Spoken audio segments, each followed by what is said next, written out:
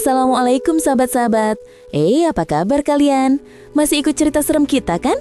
Semoga kalian tetap kuat dengerin kelanjutan santet kiriman mantan pacar ini ya. Nah, di bab 2, kita udah lihat dia makin jatuh ke dalam kegelapan. Sampai lari-lari tanpa baju di jalan, bikin keluarganya malu berat. Rumah sakit jiwa nggak banyak nolong, dan Ibu Tarsih sama Jaka udah kehabisan cara. Singkat cerita, sekarang kita masuk ke bab 3, di mana keluarga dia coba cari jalan lain buat nyembuhin dia. Tapi, apa yang mereka lakuin malah bikin cerita ini makin mencekam. Yuk, kita lanjut. Setelah dokter nggak bisa bantu banyak, Ibu Tarsih sama Jaka bawa dia ke seorang kiai di desa sebelah. Rumah kiai itu ramai, soalnya dia terkenal bisa nyembuhin orang-orang yang kena masalah aneh. Begitu sampai, kiai itu nengok dia lama, lalu geleng-geleng pelan. Anak ini luka hatinya dalam banget. Ini bukan sakit biasa, butuh kesabaran panjang, katanya. Dia kasih air doa, nyuruh dia rutin dibacain ayat-ayat suci. Tapi sahabat-sahabat, dia malah tolak minum air itu. Dia cuma senyum aneh, lalu tumpahin air doa ke lantai. "Lihat Bu," bisik Jaka. Panik, Mbak nggak mau nurut apa-apa. Ibu Tarsih cuma bisa nangis. "Aku udah nggak tahu harus gimana lagi, Jak." Keluarga nggak nyerah, mereka coba panggil dukun terkenal ke rumah. Dukun itu datang bawa dupa, kembang, sama kendi berisi air. Rumah dipenuhi asap wangi, suara mantra lirih kedengeran. Tapi, bukannya tenang, dia malah jerit histeris. "Pergi, jangan deket-deket aku." Dia dorong kendi sampai pecah, lalu tampar-tampar muka sendiri. Semua orang panik, coba tahan dia. Dukun itu geleng-geleng, wajahnya pucat. "Kekuatan yang ngebelenggu dia bukan hal ringan. Saya nggak bisa bantu," katanya, lalu buru-buru pamit. Ibu Tarsih sama Jaka cuma bisa pandang-pandangan, bingung dan takut.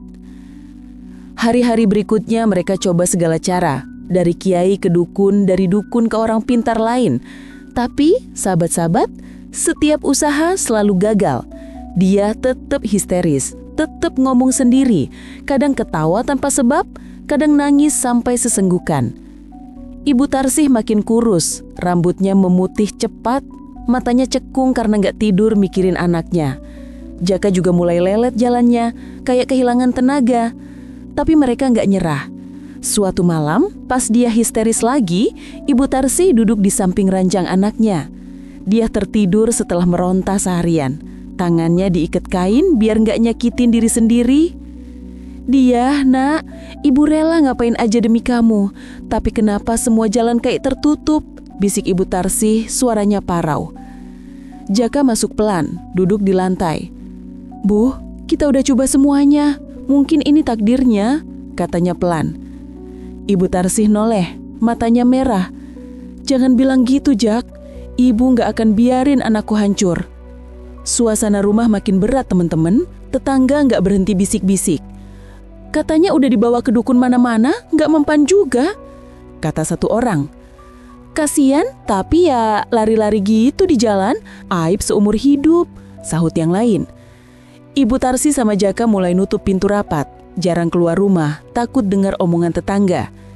Dia sendiri tetap gelisah, kadang nangis nyebut nama Revan, kadang ketawa tanpa sebab, kadang nangis sampai sesenggukan. Rumah yang dulu ramai sekarang kayak rumah kosong, meski lampu menyala terang. Suatu pagi pas matahari baru terbit, Ibu Tarsih berdiri di depan rumah. Matanya sayu, rambutnya kusut, tubuhnya lelet jalannya. Dia nengok jalan kampung yang masih sepi, kayak orang yang kehilangan arah. Tiba-tiba dari kejauhan, seorang perempuan jalan cepet ke arah rumah. Wajahnya keras, tatapannya tajam. Itu Lastri, adik kandung Ibu Tarsih yang datang dari kampung lain setelah dengar kabar buruk tentang dia. "Mbak Yu Tarsih," panggil Lastri, suaranya serak. Ibu Tarsih noleh, kaget sekaligus lega. "Lastri, kamu datang juga." Lastri langsung peluk kakaknya erat, penuh kegelisahan. "Aku dengar kabar buruk.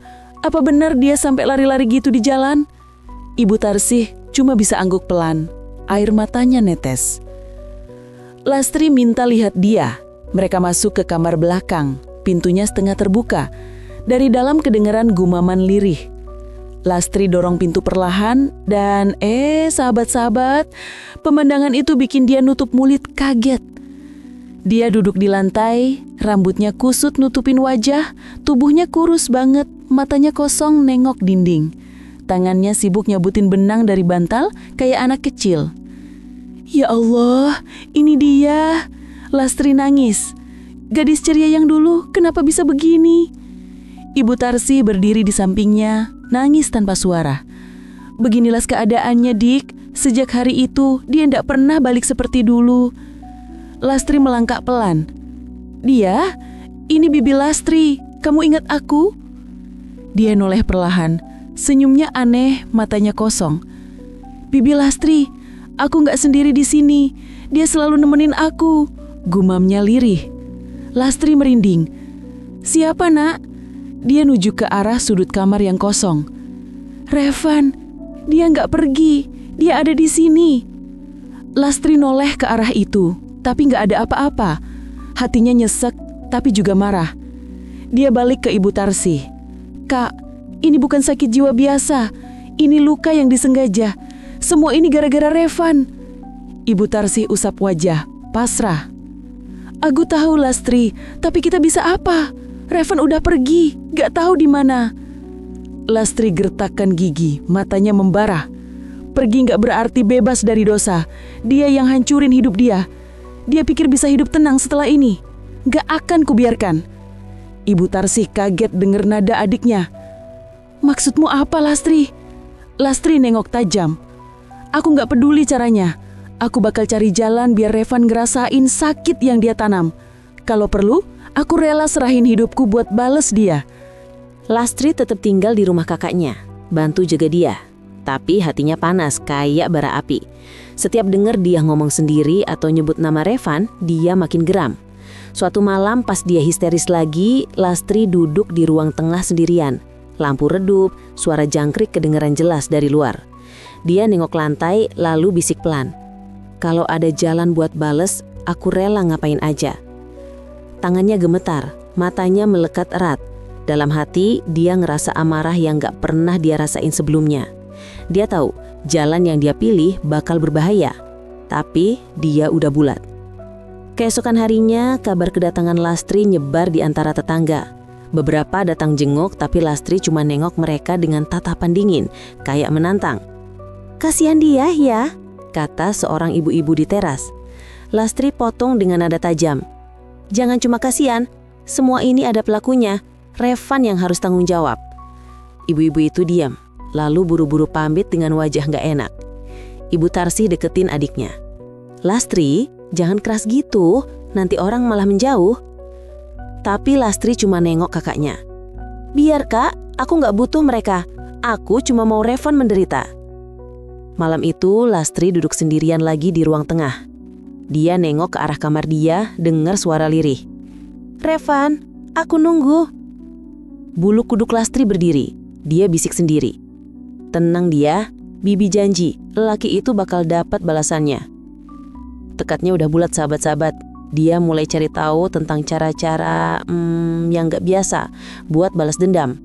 Dia dengar dari tetangga tentang seorang dukun tua di ujung desa. Katanya bisa bantu urusan gelap. Tanpa bilang ke Ibu Tarsi, Lastri pergi ke sana malam-malam. Bawa kain putih sama kembang telon sesuai petunjuk tetangga. Dukun tua itu wajahnya keriput, matanya tajam, duduk di ruangan kecil penuh asap dupa. Kamu mau apa, Nak? Tanyanya, suaranya serak. Lastri gak ragu. Saya mau orang yang hancurin hidup keponakan saya ngerasain sakit yang sama. Dukun itu nengok Lastri lama, lalu senyum tipis. Balas dendam itu ada harganya, Nak. Kamu siap tanggung akibatnya? Lastri angguk. Apapun harganya, saya rela.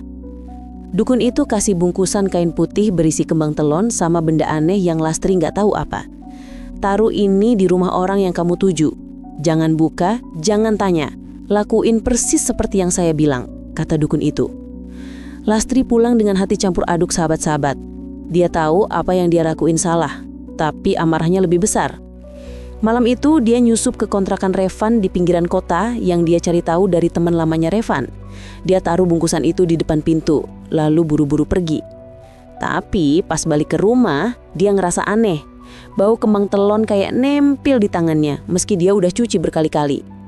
Ini cuma perasaan, katanya, coba nenangin diri. Tapi malam itu, dia nggak bisa tidur. Ngerasa ada yang ngeliatin dari sudut kamar. Sementara itu, di kontrakan Revan, kehidupannya nggak pernah tenang sejak ninggalin dia. Dia pindah ke rumah kecil, kerja serabutan, tapi selalu gelisah. Siang itu pas pulang kerja, dia lihat bungkusan kain putih di depan pintu. Siapa yang taruh ini? Gumamnya. Dia buka, lihat ayam goreng, nasi hangat, sama setangkai kembang telon yang baunya menyengat. Revan langsung merinding. Siapa yang bercanda gini? Dia buru-buru buang bungkusan itu ke tempat sampah di belakang rumah. Tapi bau kembang telon gak hilang, malah makin kuat, kayak nempel di badannya. Revan coba masuk kamar, nyalain kipas semprot pengharum ruangan, tapi bau itu tetap ada. Pusing kepalanya, perutnya mual. Dia duduk di kursi kayu, coba nenangin diri. Ini cuma pikiran, aku capek, gak ada yang aneh. Tapi sahabat-sahabat, bulu kuduknya berdiri. Ruangan tiba-tiba terasa gelap, meski matahari masih terang di luar. Tiba-tiba, dia dengar suara lirih dari dapur, kayak bisikan. Revan? Dia berdiri kaku. Siapa itu? Tapi nggak ada jawaban. Dia jalan hati-hati ke dapur. Lampu belum nyala, cuma cahaya matahari redup dari jendela. Pas mau balik, bayangan hitam melintas cepat di ujung ruangan. Astaga, apa itu? Dia mundur, jantungan. Bayangan itu muncul lagi, lebih dekat. Bentuknya samar, tinggi, gelap pekat, tanpa wajah. Revan teriak, "Siapa kau? Jangan dekat!" Tapi bayangan itu maju pelan, bawa hawa dingin yang bikin tulang gemetar. Lampu tiba-tiba berkelip lalu padam. Gelap total. Revan menjerit, "Jangan!"